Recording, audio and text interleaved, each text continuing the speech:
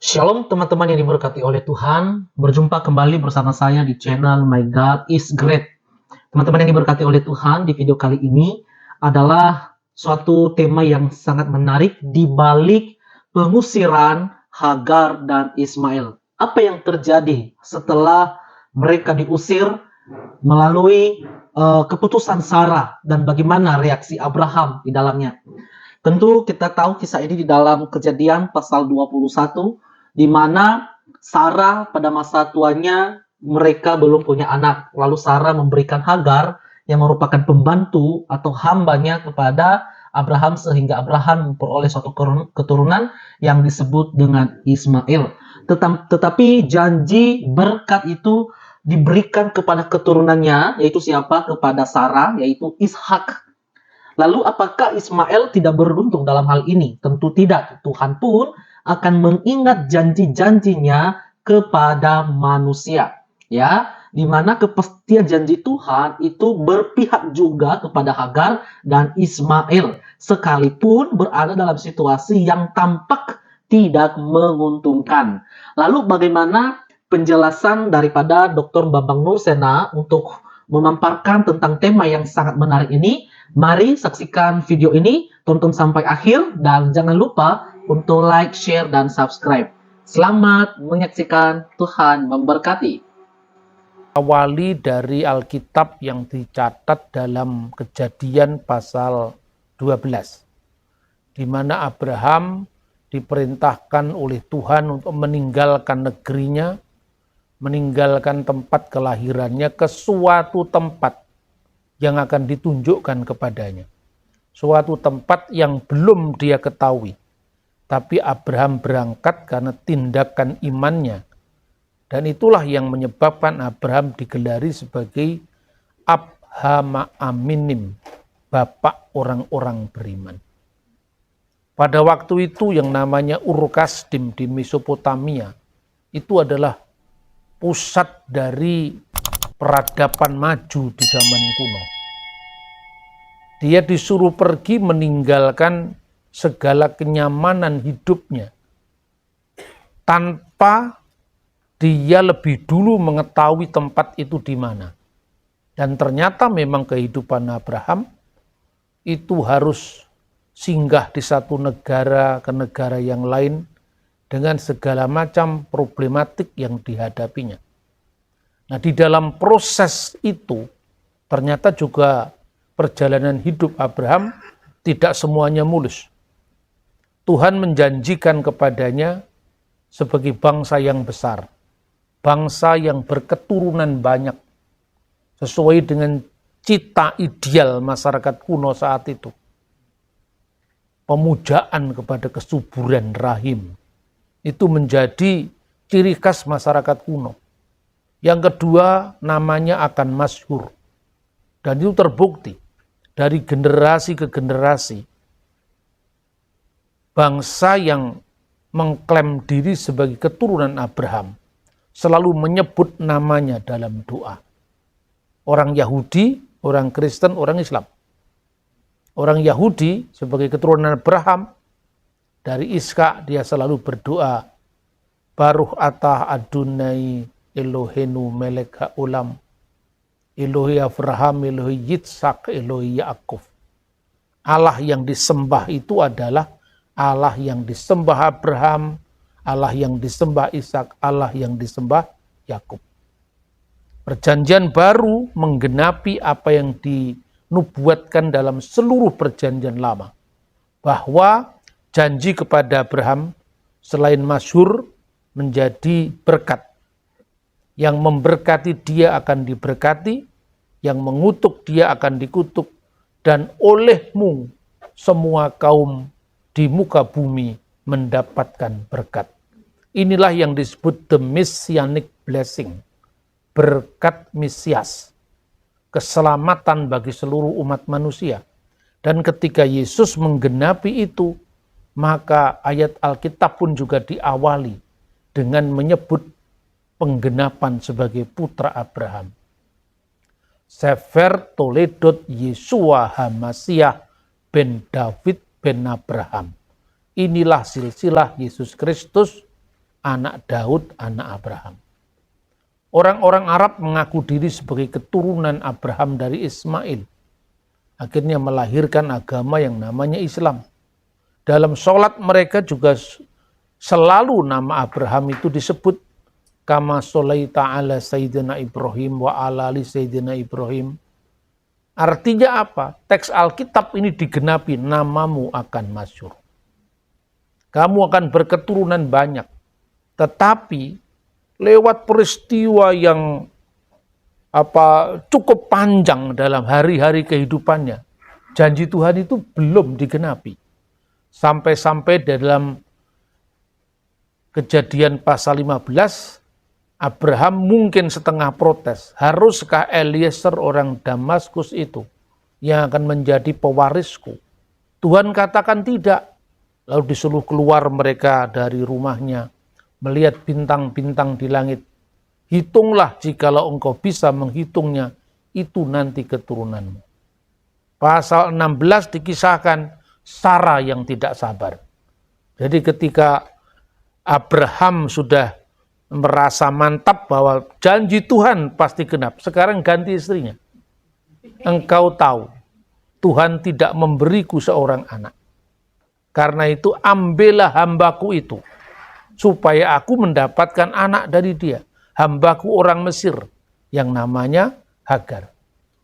Ini sesungguhnya tindakan untuk bertentangan dengan panggilan Abraham sendiri. Tinggalkanlah negerimu itu bukan sekedar meninggalkan batas-batas geografis, tapi juga meninggalkan budaya, tatanan hukum, perilaku, kehidupan sehari-hari yang tidak sesuai dengan rencana Tuhan. Apa itu? Di masyarakat kuno Mesopotamia, perempuan itu warga kelas 2. Karena itu apabila seorang laki-laki menikah dengan seorang perempuan, sama-sama orang merdeka. Karena waktu itu masih zaman perbudakan. Perempuan merdeka ini tidak bisa memberikan anak pada suaminya. Maka dia boleh meminjam rahim seorang budak, agar dia memperoleh anak dari budaknya tadi. Dan itu yang dilakukan oleh Sarah. Tetapi saudara-saudara, lewat undang-undang itu, jadi undang-undangnya juga ditemukan, namanya Undang-Undang Lipit Estar, The Lipit Estar Code. Dan ketentuan semacam itu masih berlaku nanti misalnya di dalam Undang-Undang Hammurabi, itu setelah zaman Abraham. Apabila sang hamba tadi punya anak dari suaminya tadi, maka hamba tadi akan menyerahkan anak itu pada nyonyanya dengan satu syarat. Itu menurut ketentuan undang-undang. Anak tadi harus lahir di rumah sang nyonya. Kenapa? Karena waktu itu belum ada tes DNA. Jangan-jangan itu bukan anak suaminya gitu loh. Paham nggak? Itulah sebabnya maka di dalam Alkitab dijelaskan. Akhirnya toh Hagar hamil.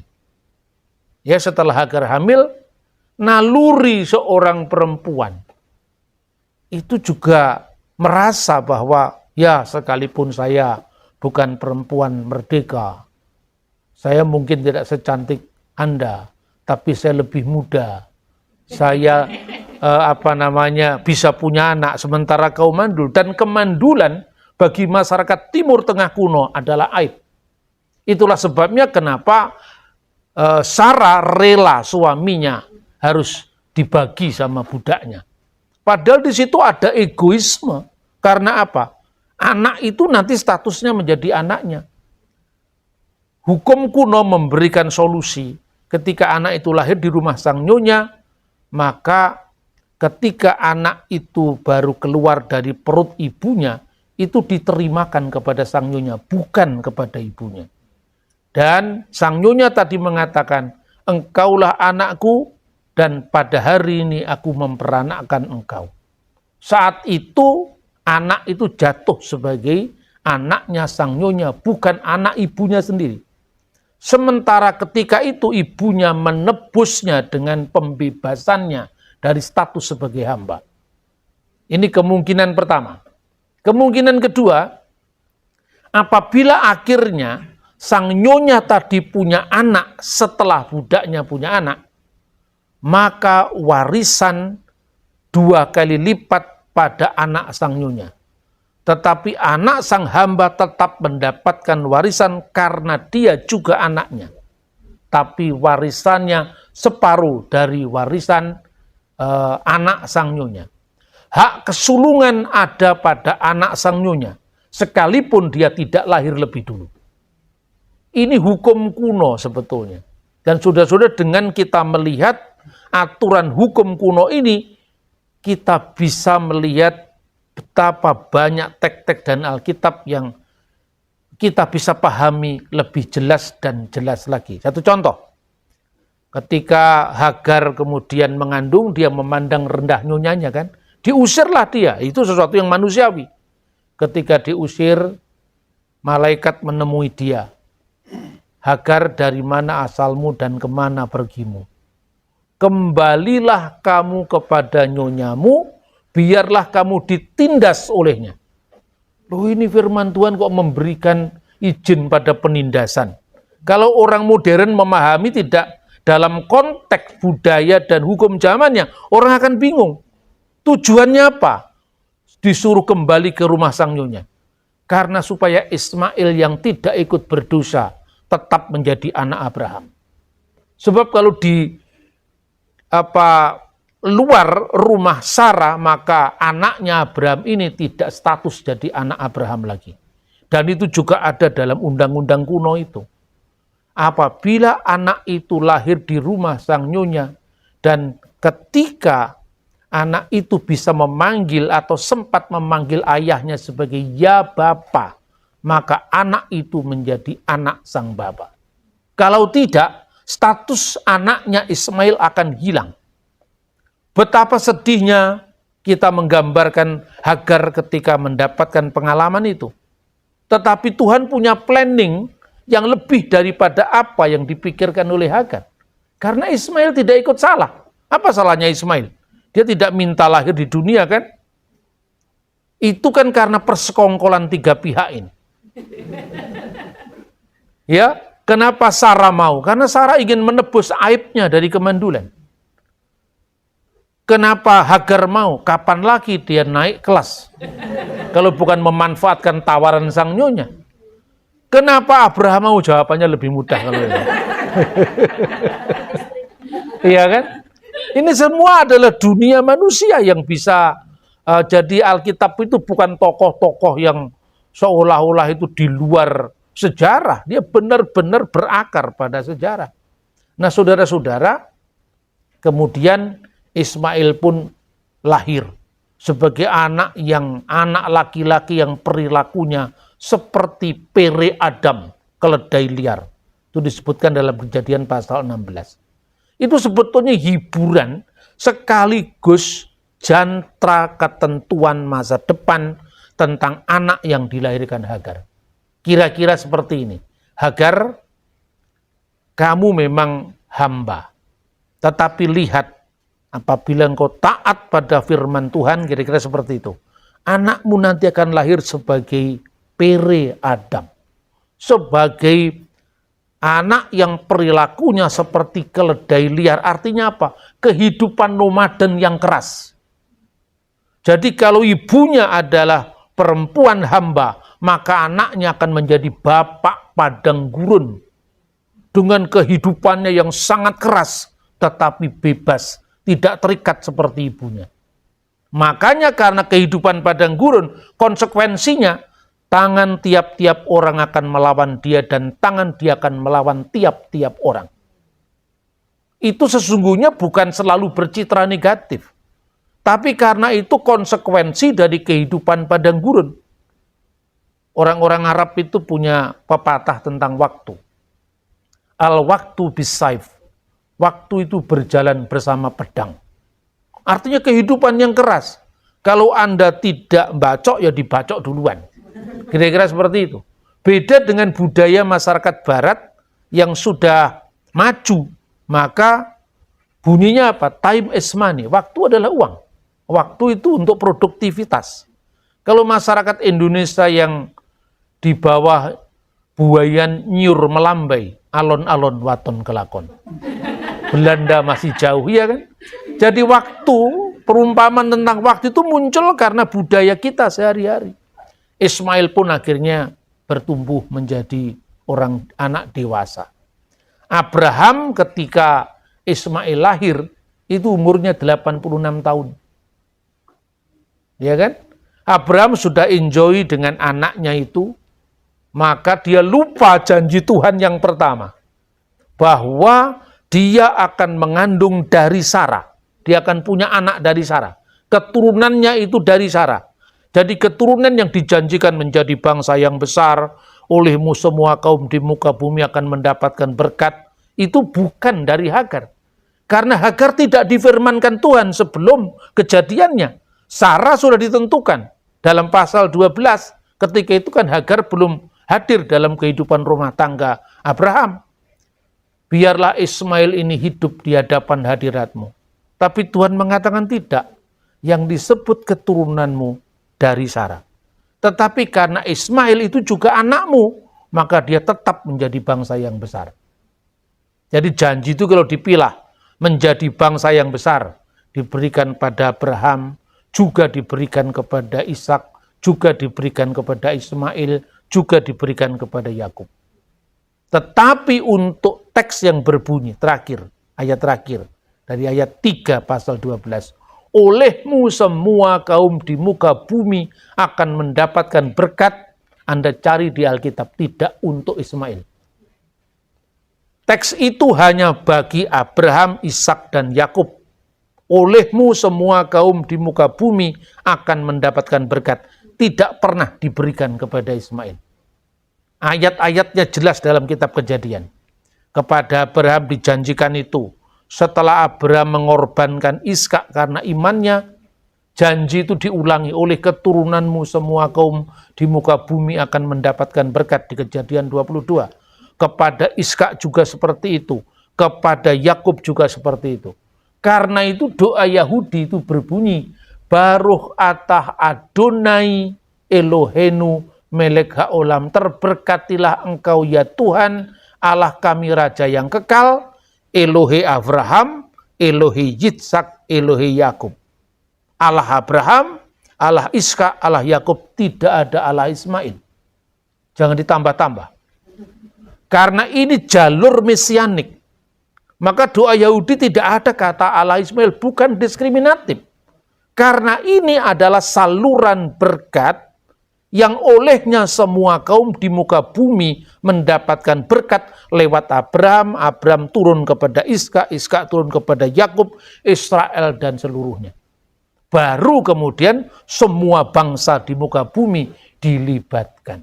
Nah saudara-saudara, ketika kemudian Tuhan tetap menjanjikan kepada Sarah bahwa dia akan mengandung, Sarah tertawa. Ya, toh akhirnya Ishak lahir. Ketika Ishak lahir, pasal 21 tadi. Maka saat penyapian, nah saat disapih, nah, kapan Ishak lahir? Umur berapakah Abraham? Abraham berumur 100 tahun.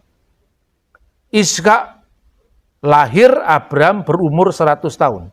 Ismail lahir, Abraham berumur 86 tahun. Jadi jaraknya berapa tahun antara Ishak sama 14 tahun. Kemudian pada ayat 9, pada waktu itu Sarah melihat bahwa anak yang dilahirkan Hagar perempuan Mesir itu bagi Abraham sedang main dengan Ishak anaknya. Jadi sedang main. Misahak dalam bahasa aslinya. Anak umur 14 tahun ya ditambah 2 tahun. Kenapa ditambah 2 tahun atau 3 tahun? Karena bagi orang Yahudi di sini nggak disebutkan berapa tahun dia disapih. Biasanya penyapian anak orang Yahudi itu 2 sampai 3 tahun. Berarti usia Ismail ketika dia main-main sama adiknya itu kira-kira umur 17 dan umur 3 tahun. Atau umur 16 dan umur 2 tahun. Bagaimana itu dikatakan main dengan anak adiknya, kemudian Sarah menjadi marah, iya kan? Sarah menjadi cemburu, kan begitu kan? Nah, ini ayat-ayat Alkitab memang multitafsir. Multitafsir itu karena itu kata misahak. Kata misahak itu ditafsirkan macam-macam dalam sejarah penafsiran para rabi. Bentuk partisipal dari kata sahak artinya mengejek, bermain, mencemooh. Jadi artinya bisa beragam. Lalu dalam sepanjang sejarah ada penerjemahan teks-teks Alkitab dari bahasa asli Ibrani ke dalam bahasa lain. Septuaginta itu terjemahan tertua yang ditemukan dalam bahasa Yunani yang dibuat kira-kira tahun 280 sebelum Masehi di Alexandria. Dalam terjemahan Septuaginta biasa artinya bermain-main, tidak punya konotasi yang terlalu negatif. Tetapi kalau kita lihat dalam terjemahan-terjemahan Yahudi, kata ini beragam sekali maknanya. Misalnya targum. Bapak Ibu tahu targum. Targum itu bahasa Aram artinya terjemah kalau dalam bahasa Arabnya. Jadi terjemahan kitab Perjanjian Lama dari bahasa Ibrani ke dalam bahasa Aramaik. Bahasa Aramaik itu bahasa yang dipakai Yesus sehari-hari. Kapan itu dibuat? Setelah pulang dari pembuangan Babel. Karena mulai dari pembuangan Babel itulah bahasa Ibrani kemudian bercampur berdampingan dengan bahasa Aram. Makanya kitab Daniel itu separuh ditulis dalam bahasa Ibrani, separuh ditulis dalam bahasa Aram. Nah, kita bisa melihat beberapa terjemahan ini. Misalnya, Targum Onkelos. Itu kira-kira berasal di abad kedua setelah Masehi. Menerjemahkan main itu mencemoohnya. Kemudian Targum Yerusalem. Targum Yerusalmi. Melakukan perbuatan jahat yang tidak pantas, mengejek dengan ibadah asing. Targum Yonatan, mengejek dengan penyembahan asing, sambil membungkuk kepada Tuhan. Ini tafsiran Yahudi. Nah, sementara kalau kita membaca Galatia pasal 4 ayat 29, Paulus mengatakan, tetapi seperti dahulu dia yang diperanakkan menurut daging, ibarat Ismail itu, menganiaya yang memperanakkan menurut roh. Demikian juga sekarang ini. Paulus kemudian mengkontekstualisasikan, ini juga metode tafsir Yahudi, bahwa Ismail itu anak yang lahir dari daging. Karena ketidaksabaran Sarah kan, karena ambisi Abraham, karena juga persetujuan Hagar. Tetapi Iska anak yang lahir secara roh, karena janji Tuhan. Dan kemudian Paulus menggambarkan apa? Seperti ini sekarang, gambaran tentang orang Yahudi sekarang. Jadi ini tidak diterapkan untuk bangsa Arab, tapi bangsa Yahudi sendiri. Yang diperanakkan secara daging, orang-orang Yahudi yang memahami hukum Taurat secara legalistik.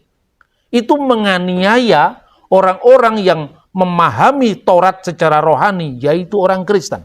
Kira-kira seperti itu. Karena apa? Ukuran-ukuran kedagingan beda dengan kriteria rohani.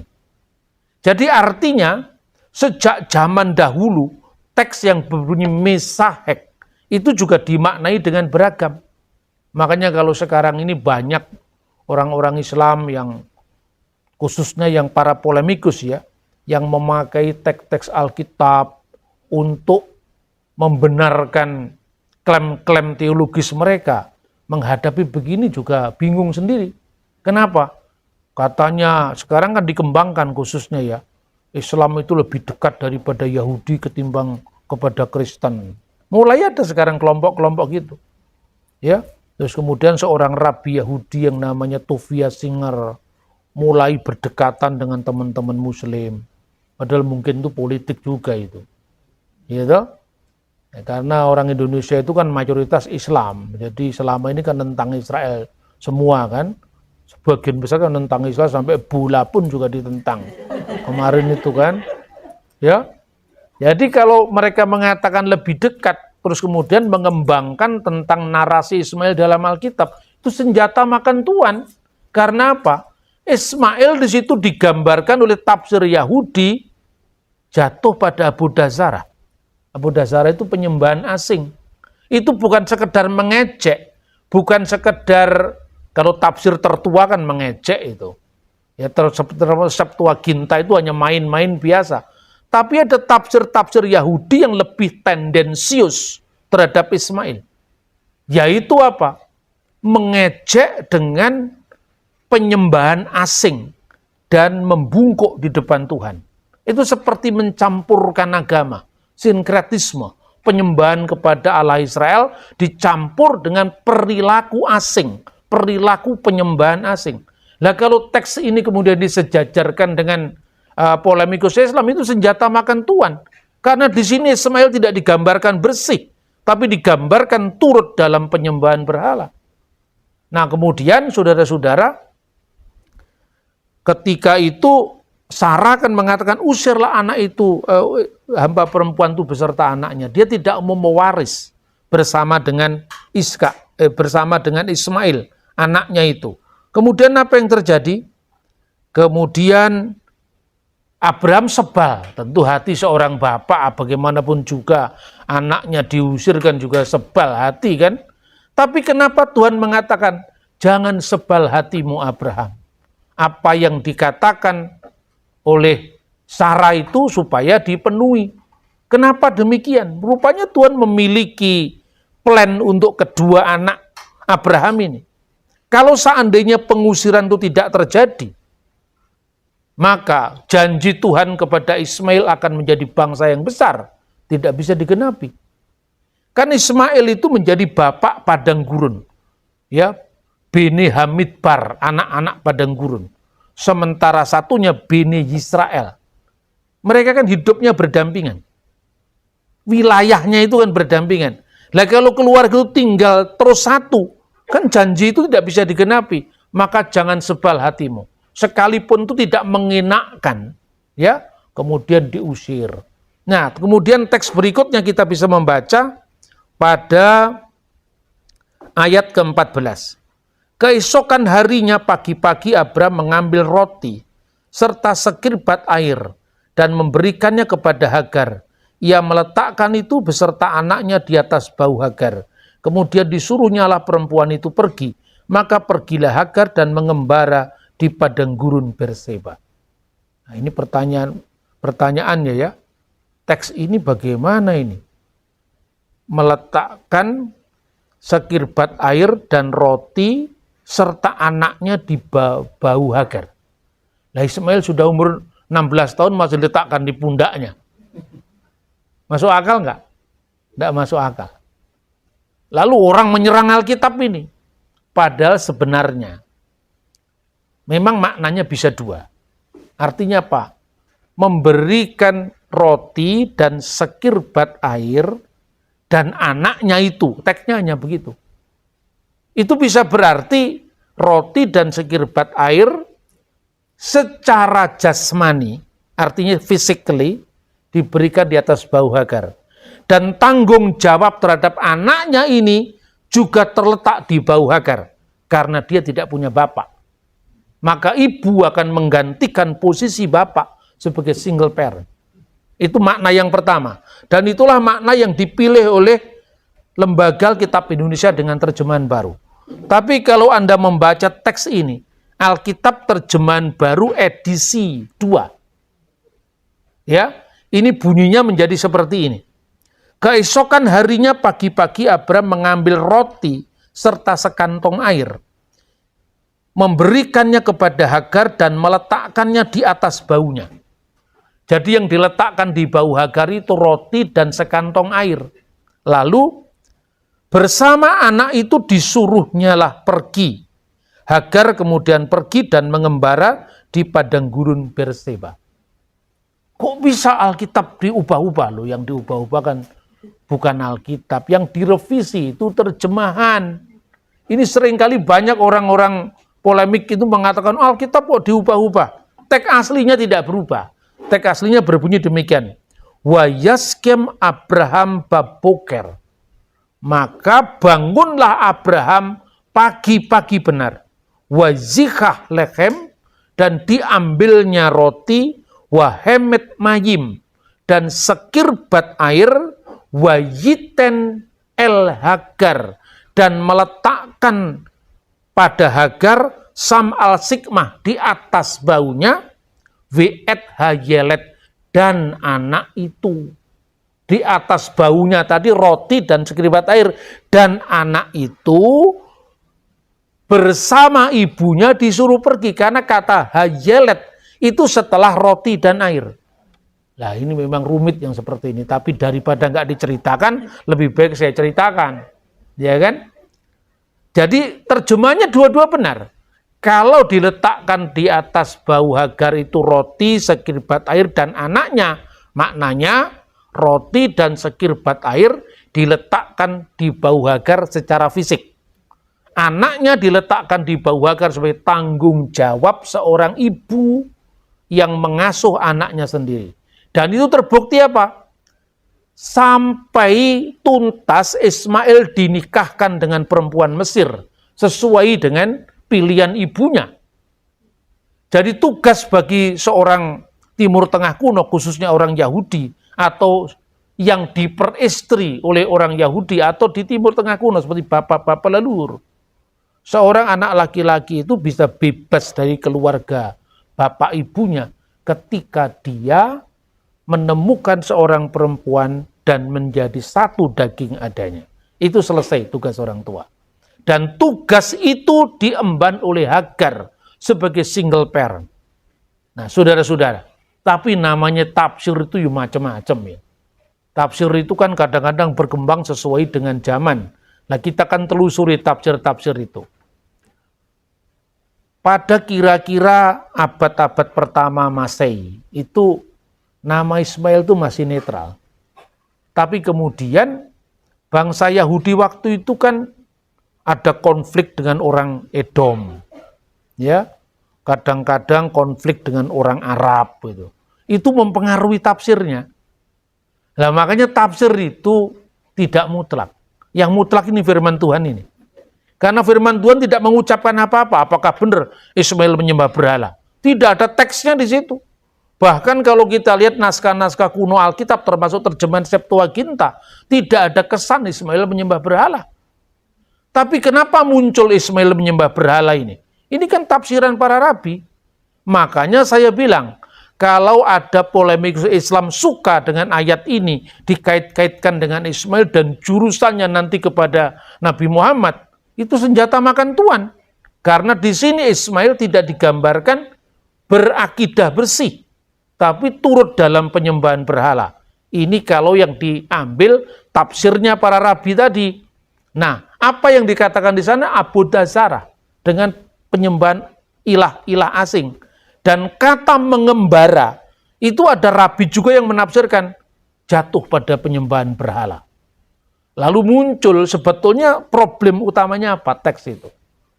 Utamanya begini. Pertama, orang Yahudi ingin memberikan sebuah solusi dalam komentari Alkitab mereka. Dan itu tentu karena zaman berbeda ya, situasinya berbeda. Memberikan kepada pergumulan teologis mereka. Artinya Israel jangan bercampur dengan bangsa-bangsa lain. Karena itu akan tidak menjaga kemurnian teologis mereka. Makanya selalu ada batas supaya jangan ada percampuran dengan orang Edom atau orang Arab. Satu. Kedua, bagaimanapun juga kan Ismail itu anaknya Abraham. Tuhan juga memberkatinya sebagai bangsa yang besar. Secara moral, kira-kira para rabi itu juga melihat bagaimana kira-kira nasibnya Hagar di pengembaraan itu. Lalu muncul tafsir satu pihak yang pertama tadi supaya Israel tidak campur baur dengan bangsa lain, kekudusannya harus dijaga, tapi yang kedua, moralitasnya harus ramah terhadap semua orang. Keadilan harus diperjuangkan. Makanya muncul tafsir bahwa rekonsiliasi terhadap Ismail harus dilakukan. Itulah kemudian nanti ada buku tafsir Yahudi Namanya itu adalah Pirkei de Rabbi Eliezer. Itu kira-kira setelah zaman abad kedua. Namun demikian, penulisan teks-teks Yahudi itu mengalami perkembangan. Sumber pra-Islamnya ada, ya. Kemudian ketika zaman Islam, para rabi kan masih menulis-nulis itu sampai abad 11. Itu masih ada tafsirnya Razi, tafsirnya Rambam. Itu kemudian ada tantangan baru lagi. Teks Alkitab itu kemudian dikontekstualisasikan dengan tantangan baru. Maka satu, jangan dekat, jangan bercampur, jangan berbaur, jaga kekudusan Israel di tengah bangsa lain. Yang kedua, rekonsiliasi sesama keluarga Abraham harus dilakukan. Maka timbul suatu cerita. Cerita ini tentu tidak historis, Anda tidak percaya tetap bisa masuk surga. Ya kan? Ceritanya begini dalam Pirkei de Rabbi Eliezer. Pirkei itu pasal tentang Rabbi Eliezer. Digambarkan begini. Suatu saat Abraham itu ingin mengunjungi anaknya Ismail. Tapi Sarah berpesan, kamu boleh mengunjungi anakmu, tapi jangan turun dari onta. Sapa saja, cemburu itu, ada kecemburuan. Itu seperti drama saja itu. Kemudian Abraham datang kepada Ismail di kemahnya. Benar Abraham tidak turun dari onta. Di sana ditemui istrinya Ismail. Namanya pun dikarang-karang. Nama istri Ismail itu adalah Aisyah. Apa ya ada kira-kira tahun 1900 sebelum Masehi ada orang namanya Aisyah. Itu kan setelah zaman Islam itu. Berarti buku ini sudah mengalami kompilasi penyesuaian pada zaman setelah Islam. Termasuk yang namanya Targum Yonatan tadi, yang mengatakan menyembah berhala dengan membungkuk di depan Tuhan tadi, ya kan? Nah, kemudian istrinya Ismail itu menemui Abraham. Di mana Ismail dan ibunya, kata Abraham. Ismail dan ibunya sedang mengambil kurma di kebun. Berilah aku seteguk air, karena aku ini sedang haus. Perempuan Moab tadi, istrinya Ismail, tidak memberikan seteguk air. Kemudian Abraham berpesan kepada si istri tadi, nanti kalau Ismail datang, katakanlah, ada orang tua datang ke sini, dan dia mengatakan, kamu ganti palang pintumu. Sudah gitu aja ya. Terus dia pulang. Ismail datang. Tadi ada orang tua minta seteguk air. Saya tidak memberinya. Wah, kenapa kamu tidak memberinya? Apa pesannya orang tua tadi? Disuruh mengganti palang pintunya. Disuruh mengganti ambang pintunya. Itu artinya apa? Disuruh cerai. Akhirnya Pak Ismail tahu bahwa kesalehan anak itu separuh dari kesalehan orang tuanya. Oke, kalau begitu, kamu tidak berbakti sama orang tua. Tujuannya apa? Untuk menunjukkan moralitas orang Edom di bawah orang Israel. Makanya minta airnya nggak dikasih. Lalu Ismail baru dinikahkan oleh ibunya dari suku ibunya orang Mesir yang namanya Fatimah. Ini tafsir setelah zaman Islam tentu saja ya. Karena ya mana ada kira-kira tahun 1900 sebelum Masehi masa ada nama Arab Fatimah. Ya kan? Fatimah itulah kemudian yang diperkenan oleh Abraham. Masih berlanjut tafsirnya di situ. Jadi ketika Abraham tahu bahwa Ismail sudah berganti pintunya tadi, berganti ambang pintunya tadi, maksudnya seorang istri itu seperti ambang pintu. Apapun yang dia lakukan, kalau dia menyambut dengan baik di depan ya akan baik. Tapi kalau menyambut buruk ya akan buruk, maka dia diibaratkan ambang pintu. Setelah ambang pintunya diganti dari suku ibunya, maka menjadi baik-baik. Setelah Sarah meninggal, masih berlanjut. Pasal 23 kan Sarah meninggal di umur 120 tahun. Lalu Abraham kembali mengunjungi anaknya Ismail tadi. Lalu Hagar diambilnya kembali sebagai istri. Tapi namanya Ketura. Nah, di sini. Jadi Ketura itu disamakan dengan Hagar. Ini tafsiran Yahudi.